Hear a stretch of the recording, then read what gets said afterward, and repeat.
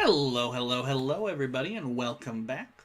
We're on question number 3 in Part A of the 2016 Canadian Senior Math Contest.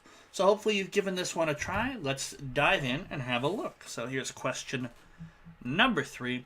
How many different lists A, B, C, D of distinct odd positive integers with A less than B less than C less than D have the property that A plus B plus C plus D is 24? Alright. What can we do? So we do just need our final answer for this one. But, what's the right approach? Because we don't want to just necessarily start listing things out if we don't have a plan. We start listing things out, we are prone to make mistakes. We are prone to omit something, and then we're off by just one mark. And lists don't always get the most part marks because it doesn't really show thinking at a critical calculation level. It just shows you can organize some lists. I'm not saying lists don't get part marks. I'm just saying they tend to get less part marks in my experience. So we want to be careful. If we're going to make lists, we might give a sentence or two about how we're making our lists. That's all I'm saying. So it's got to be odd positive integers. Odd positive integers, A has to be no less than 1, right? In fact, the first thing I might ask is what's the smallest these guys can be? So A, 1, B, 3, C, 5, and then I would have D has to make up the difference. So that's 9 of them, and they're as small as possible. So this makes this is the biggest D that we can have, and this D here is going to have to be 15. So it's kind of useful to realize, well, D is at most 15. Maybe I could organize my charts or my lists or my algorithmic process around sort of the biggest D can be or the smallest A can be because of this inequality condition. So what could we say? Well, A has to be less than B, has to be less than C, has to be less than D. A is positive. So A has to be at least 1. We might ask, well,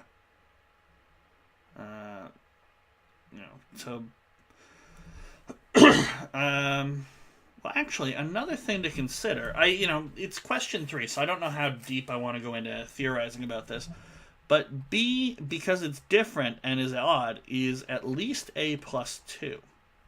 And C is at least B plus 2, which is therefore at least A plus 4. And D is at least C plus 2, and therefore is at least A plus 6. So, because I know 24 is A plus B plus C plus D, I guess I could say it's greater than or equal to A plus 2 plus A plus 4 plus A plus 6, which is 4 A's and then 2, 4, so 4 A's and 12. Okay. So 24 is at least 4A plus 12. I don't know if this really helps me, so solving for equality, you would have A as 3, but obviously you can have smaller things. But I guess I can't have, so 12 has to be greater than, it's just subtracting 12 from both sides. 12 has to be greater than or equal to 4A, so A has to be less than or equal to 3. That's actually kind of interesting. So A is 1 or 3. Well, what sort of lists could I have with A as 1? What sort of lists could I have with A as 3? I think with 3, if A is 3, then I think B has to be 5, C has to be 7, and D has to be 11. Or sorry, not 11, 9.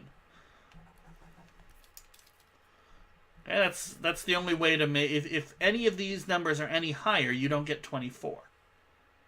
Right? Because each of these are the equality case of these inequalities.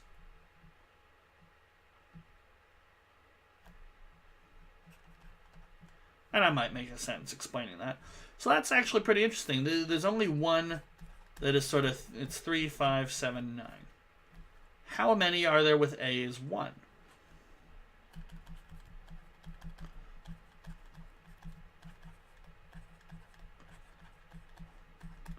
So you see, I've abandoned my original attempt, which was, talk about the maximum D can be.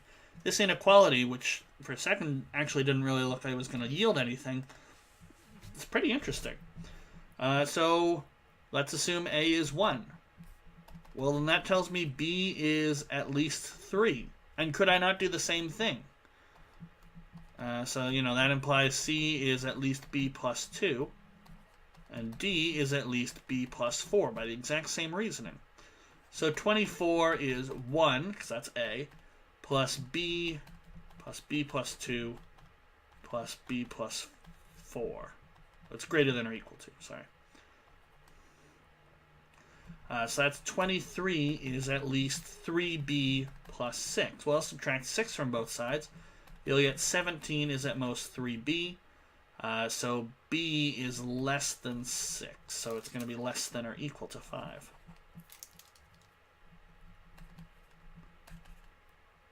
Right? Because 17 over 3 is like 5 point something or other.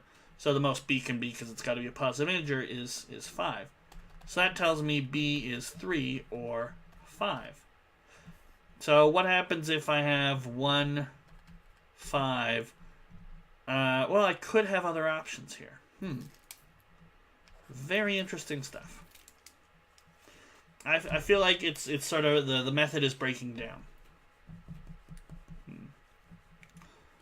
So I gotta have 1, and I could have